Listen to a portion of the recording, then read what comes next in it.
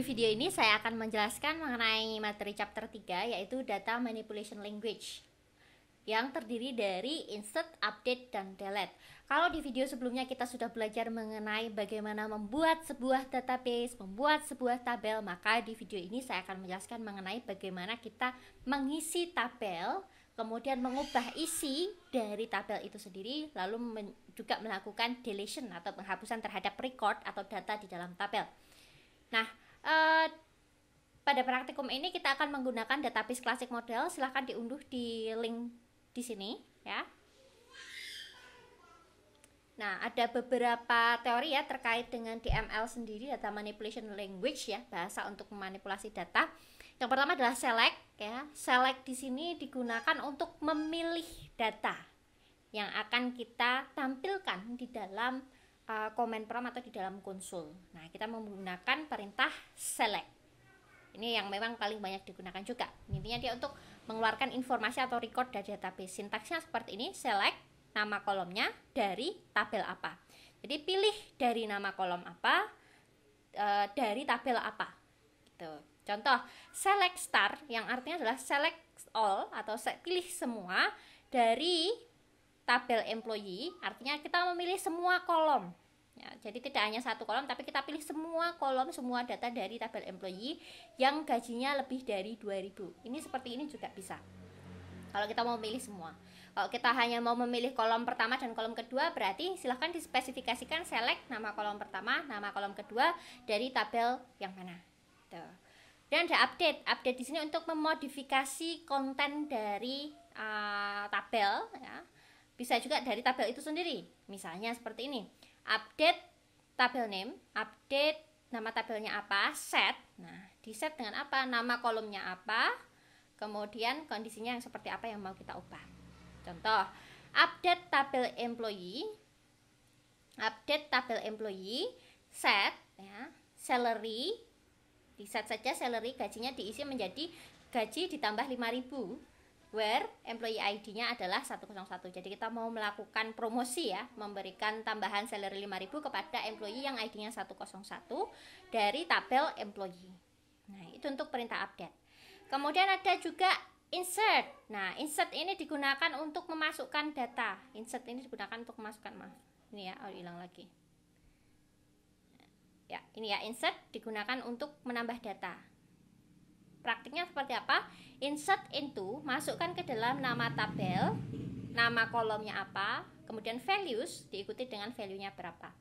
Contoh, insert into employee, masukkan kepada tabel employee, pada kolom apa? Kolom ID, nama, dan salary.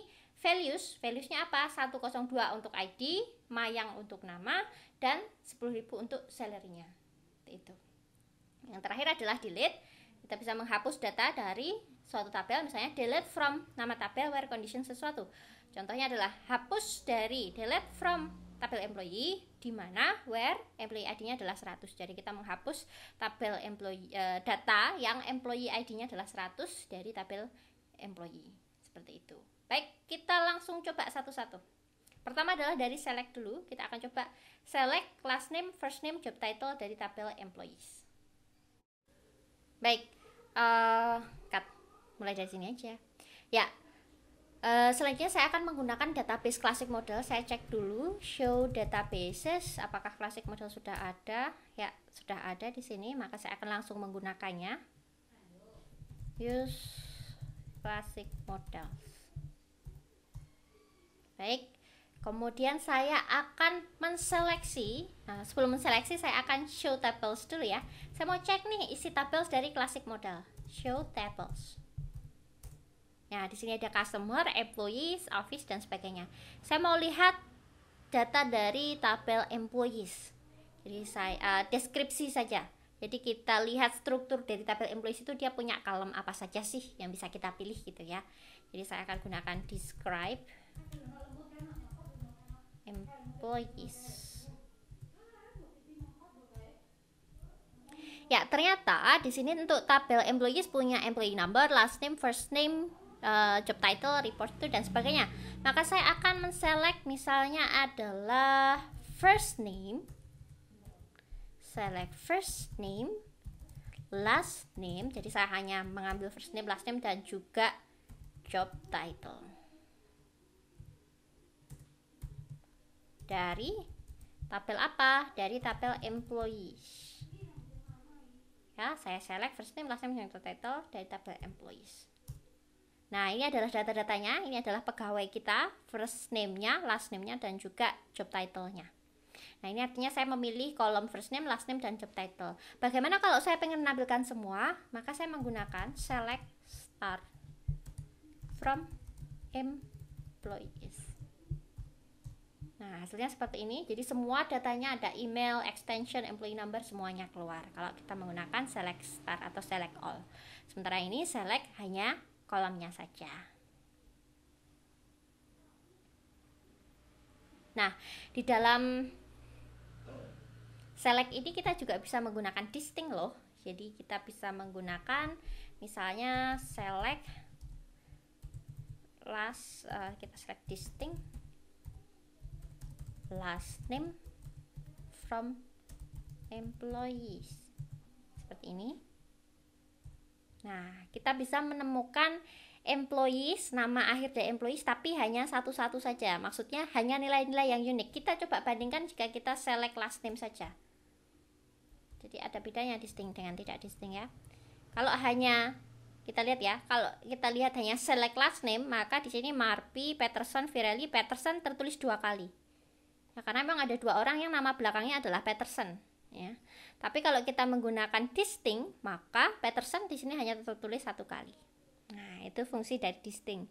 Jadi menseleksi tapi yang unik saja. Yang berikutnya kita akan juga membahas mengenai statement insert. Jadi insert ini digunakan untuk memasukkan 1 atau lebih data ke dalam tabel. Contohnya insert into tabel, nama tabelnya apa, values, nama kolomnya apa, kemudian valuesnya berapa. Contohnya misalnya seperti ini, kita membuat sebuah tabel bernama task dengan kolom-kolom ada task ID, title, start date, due date, priority, description, dan seterusnya. Nah, kemudian kita akan melakukan insert ke dalam tabel task, insert into task, title dan priority, valuesnya adalah learn MySQL insert statement 1. Maka kalau kita lihat hasilnya seperti ini teman-teman. Jadi di task 1 ya, ini kan tadi yang mau kita masukkan tadi, insert into task, title dan priority, kita isi titlenya ini, priority-nya 1, kita lihat di sini. Title-nya adalah Learn MySQL, kemudian priority-nya 1. Kenapa task ID-nya nggak perlu diisi? Ini karena kalau kita lihat task ID di sini dia dibuat auto increment. Jadi dia akan otomatis kalau ada data masuk nomor 1, nomor 2 dan seterusnya karena kita buat auto increment. Kemudian untuk title diisi dengan ini, priority diisi dengan ini. Nah, di sini juga kalau kita lihat ada not null. Not null ini berarti tidak boleh kosong, dia harus diisi ya, title dan priority. Kalau enggak error nanti. Kemudian kalau kita lihat juga di priority ini ada default. Ketika kita bikin tabel tadi, kita sudah set default seperti ini. Nah, ini nanti terkait dengan di sini teman-teman. Ketika kita mau menginsert default values. Contohnya seperti ini, insert into task, title, priority. Masukkan titlenya, masukkan priority-nya diisi dengan default, maka isinya menjadi default-nya tadi, yaitu 1.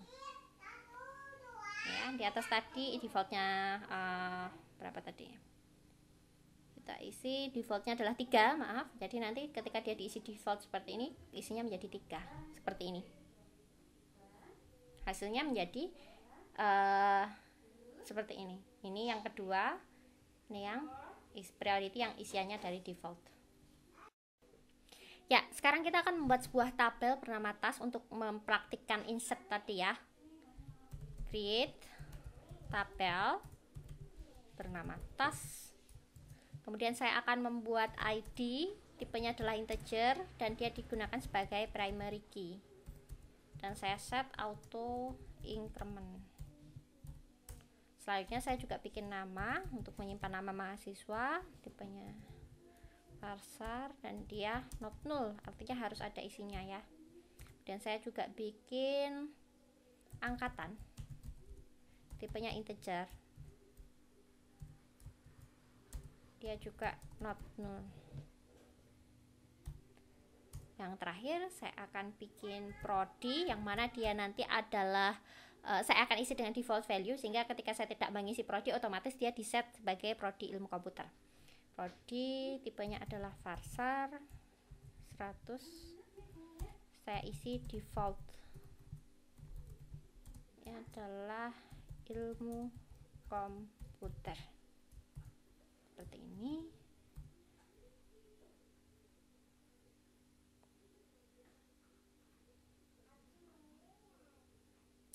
Ya, kita akan coba lihat describe task.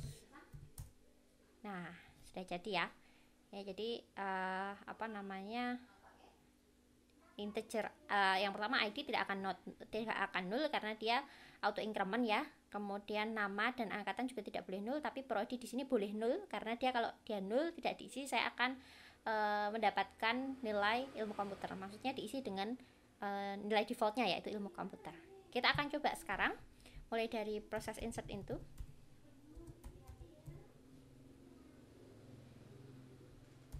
Insert into task ya.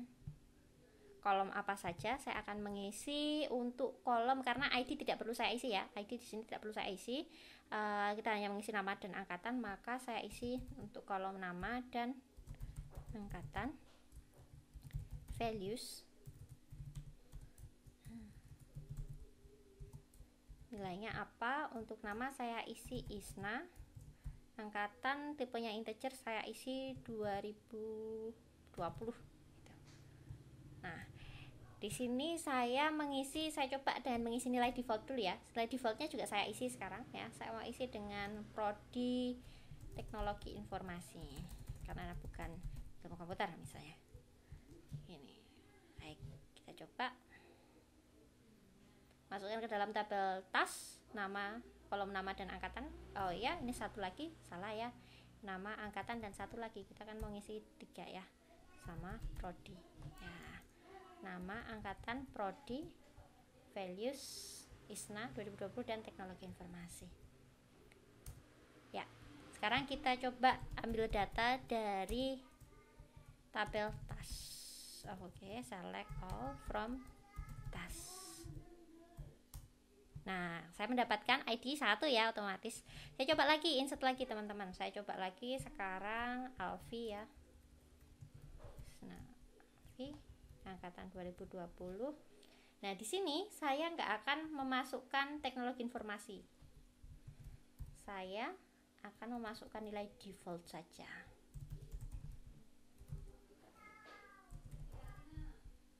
Ya, apa yang terjadi? Kita select. Nah, kalau kita lihat di sini, meskipun saya masukkan default, tapi diisi dengan ilmu komputer ya. Jadi diisi dengan yang kita buat tadi. Di sini defaultnya adalah ilmu komputer. Jadi kalau saya tidak mengisi, saya isi dengan default, diisi dengan nilai defaultnya ilmu komputer. Dan kita lihat ID sudah auto increment 1. Kalau ada data lagi dia diisi 2. Jadi ketika kita insert into tidak perlu mengisi ID. Cukup nama, angkatan, prodinya bisa default, bisa diisi langsung. Kalau diisi langsung otomatis nilai defaultnya tidak akan dipakai karena yang dipakai adalah yang diisikan oleh user. Tapi kalau user tidak mengisi, misalnya kan ini diisi ya, maka pakainya teknologi informasi. Tapi si Alfi ini prodinya tidak diisi dengan default, maka diambilkan nilai dari default yaitu ilmu komputer.